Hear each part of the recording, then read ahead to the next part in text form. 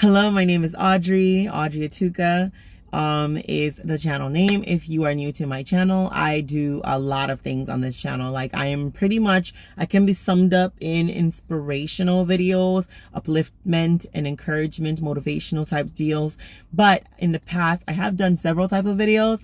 I pretty much just go with the flow of what's happening in my life in the moment or whatever I'm feeling. Okay, so today I'm going to be reintroducing myself in a sense or whatever and stuff like that. I know a lot of my audience that are already subscribed to me subscribe either for the motivation or for fasting videos, which is what I've done in the past. I still do those things. I just don't talk about them as much, and I really haven't been able to do the fast like I've been doing in the past. And so that's why I haven't made videos on it. I do need to be consistent. That's something I need to work on. God help me. Okay. So today we're going to be talking about my 4C hair. Okay. 4C hair. My 4C hair story is so long that I'm not going to hold you up. But if you're new here and you'd like to know more about my 4C hair and how I've grown out my hair, in going on, I think in June is going to be 3 years. I literally grew my hair from being bald to literally bra strap. Boom! Success! And I cracked the code. When I say I cracked the code on how to grow 4C hair easily without you having to stress yourself, look up a ton of videos, use a bunch of products, give yourself headaches, do a bunch of routines, do the most, because I don't want to do the most. I'm not doing the most type. And I never thought I would be natural. Because my kunta kinte is real. I say real. Like my hair, when it's not soft, is a type that gives you a headache. You know, like when you touch it and you're like, oh, and I'm not tender-headed. I wouldn't say that I'm a tender-headed person or anything like that. Anyways, TikTok, I'm at 10-minute videos on TikTok, so I'm using TikTok to record this video, but like this is just easier for me than to just like pull out a bunch of equipments and stuff like that. This is so much easier for me, so that's why I'm doing it this way. But my hair story kind of starts like, well, when I was younger, I think I was natural for a little bit. Anyways, all I know is they gave me a perm because my mom didn't do my hair. My mom would always take me to people who would just do my hair, and she just wanted my hair done, you know? So it wasn't like she was like dictating for them, like, hey, you do this or do that, whatever. No, she was just like, I just want to look nice. I want her to be cute, right? So hairdressers perm my hair at a very young age. I'm talking really, really fast, I think. They permed my hair at a very young age, probably like 6 or 7 or something like that, and I always was permed. I was just always permed. That's what my reality was.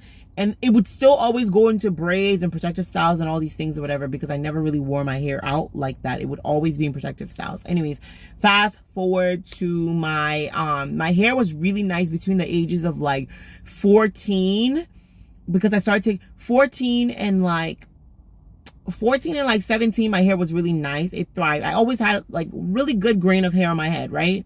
Even though it was relaxed, it was super healthy because I was taking care of it every day. And I realized now looking back, it was because I was using that Perfective brand, and they have a lot of like moisture contents in their product, but it was better for my relaxed hair. So my relaxed hair thrived. Like, I mean, those years my hair was gorgeous, like just really, really pretty.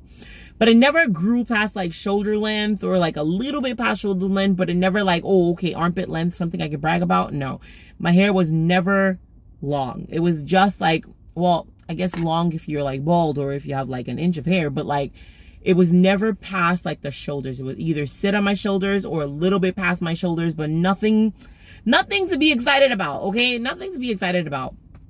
Fast forward till my late teens, my hair started falling out like a mother sucker. It was just dry and crackly, puppy, and just it was bad. I have one picture that I just like, oh my god, I wish I could find that picture for you guys. But like, I have one picture where it's just like the classic. If I can find that picture, ooh.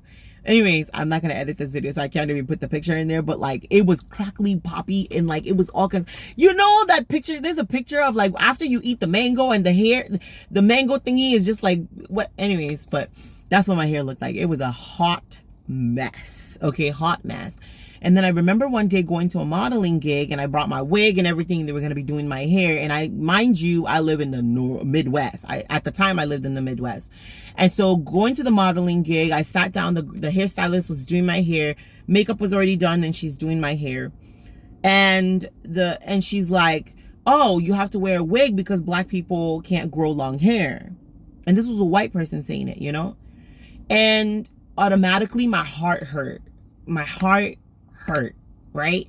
And I wasn't really sure why it hit me the way it hit me, because it wasn't like, I believe what she was saying. Like, that's the same thing that we've always said in our communities. It's like, black people can't have long hair, blah, blah, blah, blah, blah, all these things or whatever that we come to believe after, you know? Anyways, it hurt my feelings. It hurt my soul. It hurt deep. And this was like, I think this was like early parts of 2009. This was like the beginning days of YouTubers like sharing stuff. And there were all these like platform like Hairlista, Kiss, Keeping It Simple, Sis, and there were all these little platforms, and then they had these threads place where you can go and literally find out. Girls were suggesting products. It was nice, okay? It was nice. And I was on Hairlista because the founder of Hairlista, she was a relaxed girl, and so there was a ton of relaxed girls that we could just like emulate each other and all that stuff or whatever. So I decided I was going to go on a hair journey after this experience, because on the way home from that modeling gig, when I tell you I broke down in tears on my drive, and I was like, how can God know that I like long hair? Like, God knows I like long hair.